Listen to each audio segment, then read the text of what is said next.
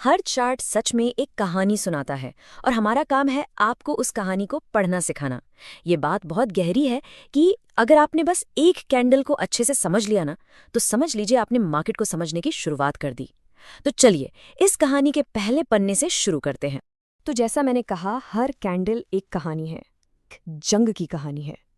एक ऐसी लड़ाई जो मार्केट में हर पल हर सेकंड लड़ी जा रही है। किसके बीच? बायर्स और सेलर्स के बीच। अब इस लड़ाई में दो मेन खिलाड़ी हैं।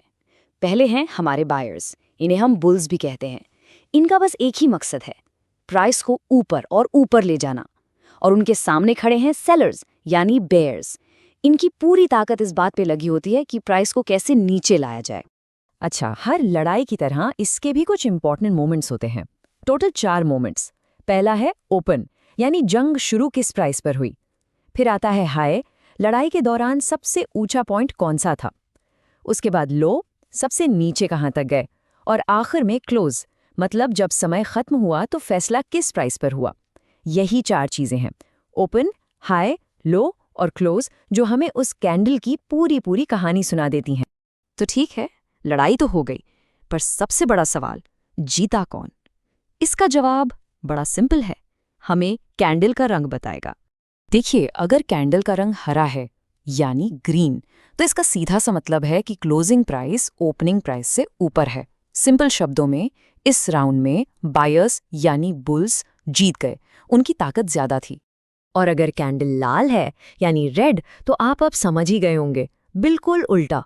क्लोजिंग प्राइस ओपनिंग प्राइस से नीचे आकर बंद हुई। इस बार बाजी सेलर्स के हाथ में थी, जीत उनकी हुई। पर रुकिए, कहानी सिर्फ जीत हार की नहीं है, कहानी स्ट्रगल की भी है।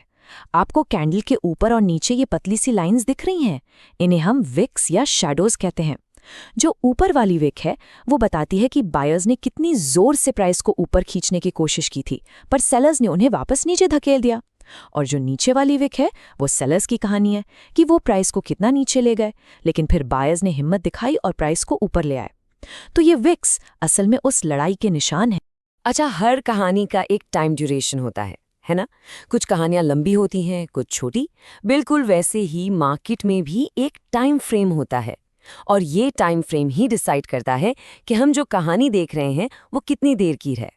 और अब आता है सबसे इंटरेस्टिंग पार्ट, यही है वो आहा मोमेंट। जरा यहाँ देखिए, ये 5 छोटी छोटी लड़ाइयां हैं, यानी 5 दिन की 5 डेली कैंडल्स।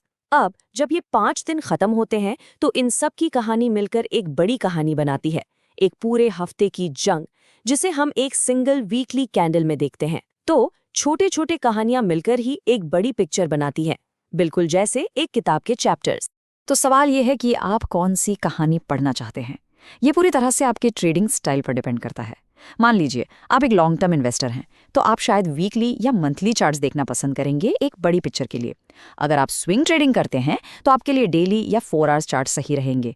और अगर आप एक डे ट्रेडर हैं जो छोटे मूव्स कैप्चर करना चाहता है, तो आप 1 आवर या शायद 15 मिनट की कहानी देखेंगे। पर मेरी एक सलाह रहेगी, अगर आप अभी शुरुआत कर रहे हैं ना, तो हमेशा बड़ी पिक्चर से शुरू कीजिए। डेली चार्ट से स्टार्ट करना सबसे बेस्ट है। पता है क्यों? क्योंकि जो छोटे टाइम फ्रेम्स होते हैं ना, उनमें बहुत नॉइज होता है, मतलब बहुत उतार चढ़ाव, बहुत कन्फ्यूजन। डेली चार्ट्स थोड़े शांत होते हैं, क्लियर होते हैं, वो आपको मार्केट की असली रिदम पकड़ने में हेल्प करते हैं। तो इसके साथ ही आप इस सफर पर निकलने के लिए तैयार हैं। चलिए एक छोटा सा रिकैप कर लेते हैं कि हमने अब तक क्या क्या समझा। देखिए, अब आप एक कैंडल की कहानी को पढ़ सकते हैं। आप जानते हैं कि कैंडल का कलर आपको बताता है कि जीता कौन, बायर्स या सेलर्स।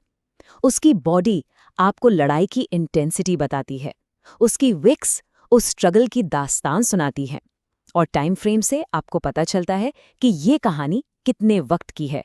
बस इन्हीं चीजों से आपने मार्केट की लैंग्वेज का पहला और सबसे इंपॉर्टेंट चैप्टर सीख लिया है। अगर इस एक्सप्लेनर से आपको मार्केट को एक नए तरीके से समझने में मदद मिली, तो प्लीज इस वीडियो को लाइक करें। और हमारे साथ सीखते रहने के लिए SM स्टॉक मार्केट एकेडमी को YouTube, Facebook और Instagram पर फॉलो करना ना भूलें। धन्यवाद।